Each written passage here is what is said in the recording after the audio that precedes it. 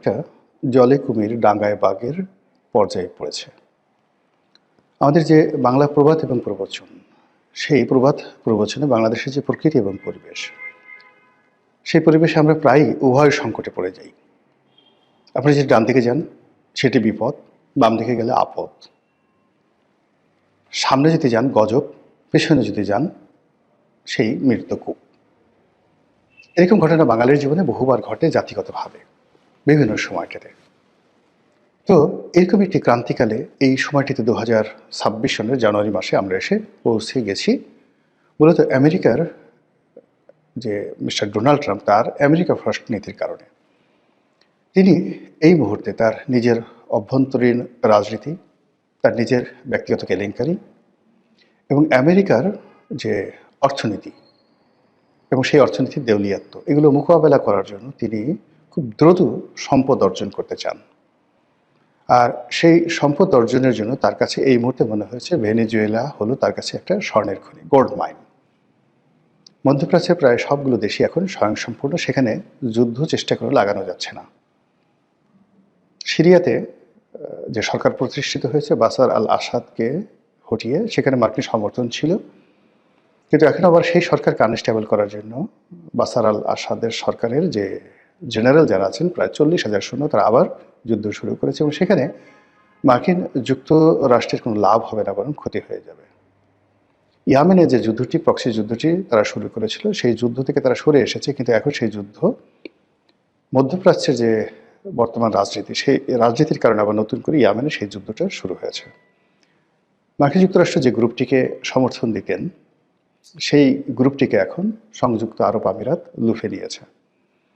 আর সংযুক্ত আরব আমিরাতের সাথে রিয়াদের অর্থাৎ সৌদি আরবের যে দীর্ঘকালীন মিত্রতা ছিল, সেই মিত্রতাটা এখন আবার অহিনকুল সম্পর্কে পরিণত হয়েছে। আমেরিকা চলে আসার পরেও ইয়েমেনের যুদ্ধ থামছে না।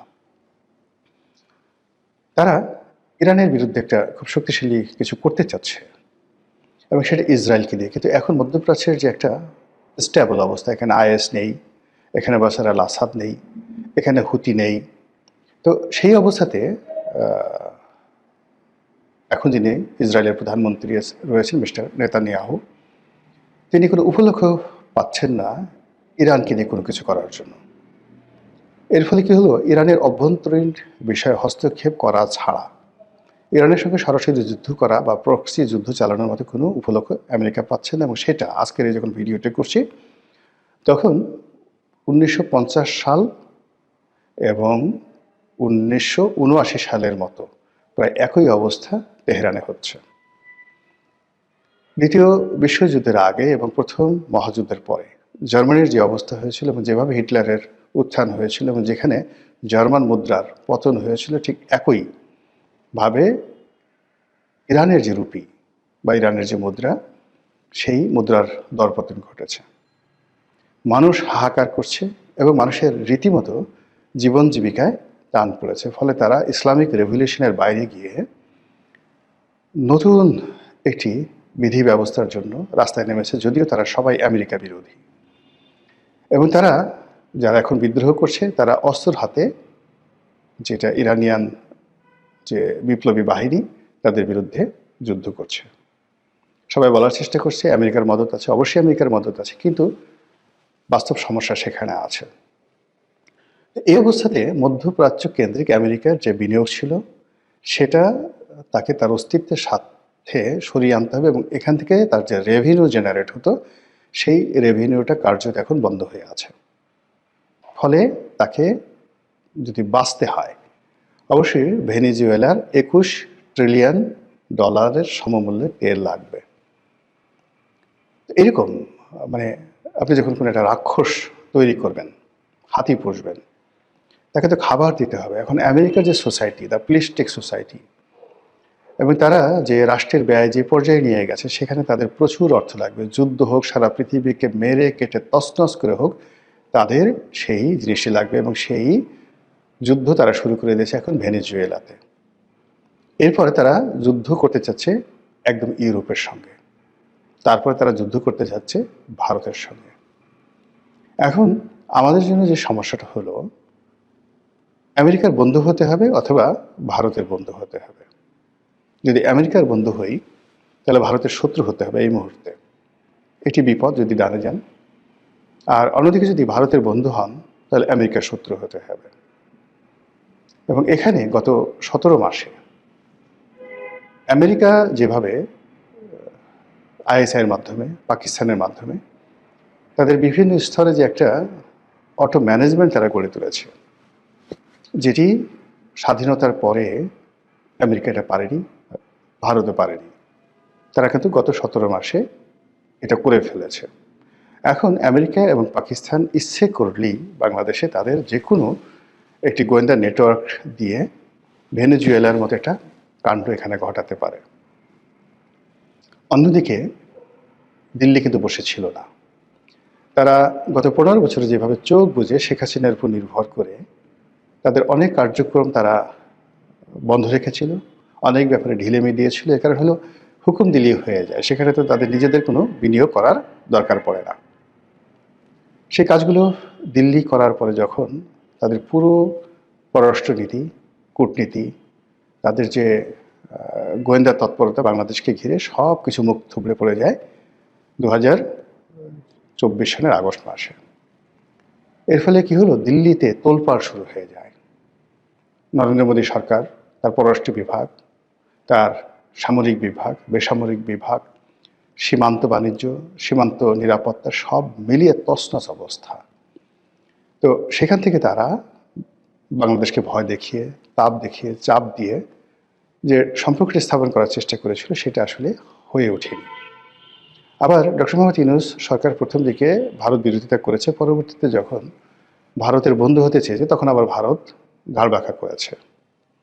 আর এখন এমন একটা অবস্থা হয়ে গেছে অ্যাট দিস মোমেন্ট 2026 সালের জানুয়ারি মাসে আমেরিকা এবং ভারত তাদের সর্বোচ্চ আকর্ষণ দিয়ে, এটাকে আপনি গ্র্যাভিটি বলতে পারেন বা মহাকর্ষণ শক্তি বলতে পারেন, এটা দিয়ে এখন বাংলাদেশকে টানবে তাদের পক্ষে। এবং সেই পক্ষে টানার জন্য যত রকম অনার সৃষ্টি তাদের করা দরকার, যেটি উভয় দেশই এই ব্যাপারে কিন্তু যথেষ্ট পটু। ভারত তাদের প্রতিবেশীর উপরে নানা সময় প্রভাব বিস্তার করতে গিয়ে সে সকল দেশে যুদ্ধ লাগিয়ে দিয়েছে। যেমন ধরুন নেপালে, শ্রীলঙ্কাতে।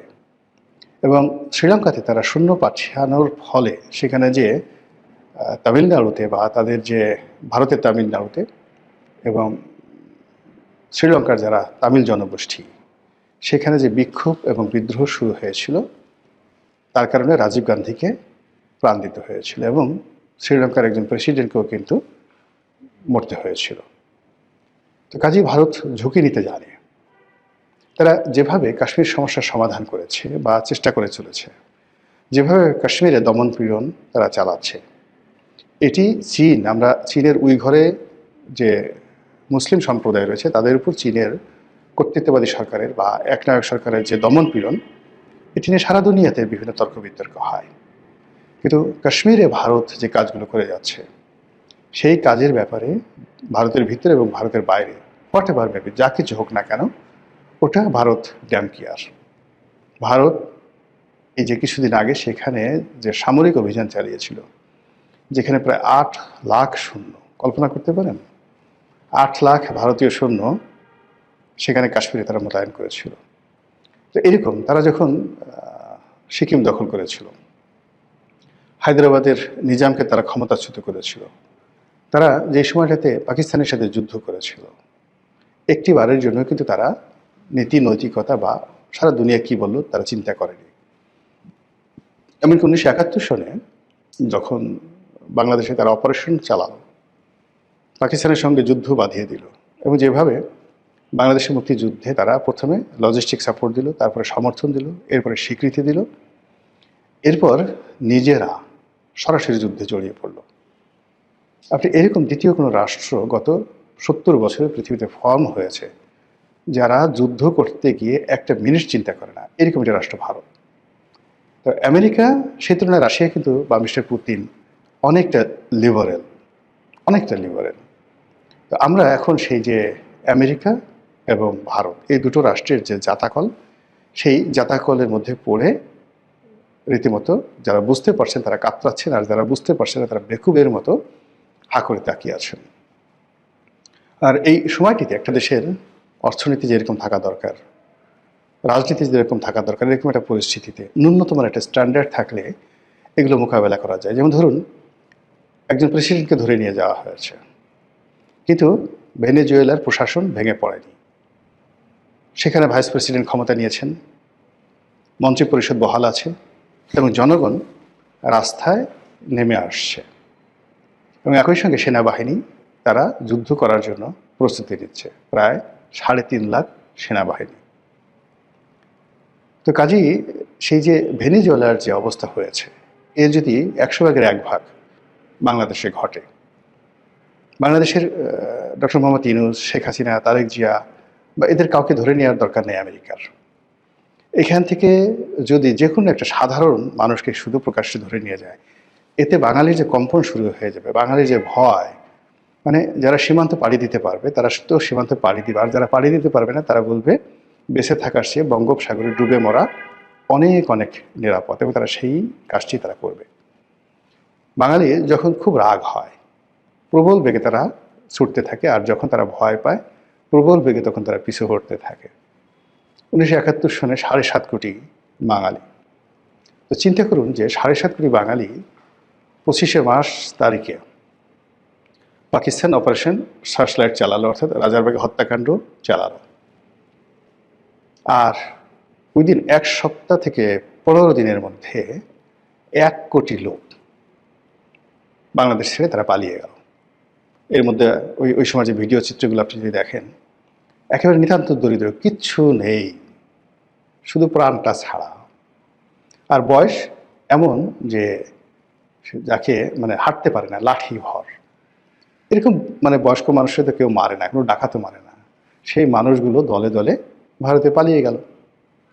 এবং বলা হয়ে থাকে যে ভারতে এই বৃদ্ধ মানুষ, অসুস্থ মানুষ যারা বিভিন্ন ভারতীয় ক্যাম্পে গেছে, ওখানেও লক্ষ লক্ষ মানুষ মারা গেছে একেবারে স্বাভাবিক রোগ শোক এবং স্বাভাবিক মৃত্যুতে। তো যেটা বলছিলাম যে আমাদের দেশে প্রতিরোধ করার ক্ষমতা, রেজিস্ট করার ক্ষমতা, এটি 2-3 দিনের বেশি থাকে না, এরপরে মানুষ উল্টো দৌড় দেয়। তো সেই ক্ষেত্রে ভারত অথবা আমেরিকা তারা যদি মানে আমাদের জন্য নয়, তারা হলো তাদের নিজেদের স্বার্থ দ্বন্দ্ব সংঘাতের কারণে পরস্পরের বিরুদ্ধে তারা ঝাঁপিয়ে পড়বে, এবং সেই কাজটি যদি তারা করে এবং তার রেশ যদি বাংলাদেশে পড়ে, আর আমাদের 7 সিস্টার্স, ভারতের যে 7 সিস্টার্স আমাদের চারিদিকে যারা আছে তারা, এবং এখানে রোহিঙ্গাদের আবাসভূমি আরাকান অঞ্চল, সেই আরাকান অঞ্চল এরা যদি রিয়্যাক্ট করে, একই সঙ্গে আওয়ামী লীগের যে সমস্ত লোকজন তারা ওত পেতে আছে যে কোনো একটা সুযোগ পেলে তারা একটা লঙ্কাকাণ্ড ঘটিয়ে ফেলবে, এবং তারা যদি গর্ত থেকে বের হয়ে আসে, সীমান্ত পাড়ি দেয়, কেউ কোনো কিছু সংগঠিত করার চেষ্টা করে, সেটা অপকর্ম বলেন, সন্ত্রাস বলেন, চুরি বলেন, রাহাজানি বলেন, হোয়াট এভার মেবি, পুরো পরিস্থিতি কারোরই নিয়ন্ত্রণে থাকবে না। আল্লাহ ভালো জানেন আমাদের ভাগ্যে কি আছে। শুধু প্রার্থনা, নিরন্তর তিনি আমাদেরকে তার অপার মহিমা এবং করুণার মধ্যে তিনি রাখুন, তার রহমতের চাদর দ্বারা আমাদেরকে আচ্ছাদিত করে রাখুন। তার রহমত এবং বরকত ছাড়া আমাদের আসলে আর কোনো ভরসা নেই।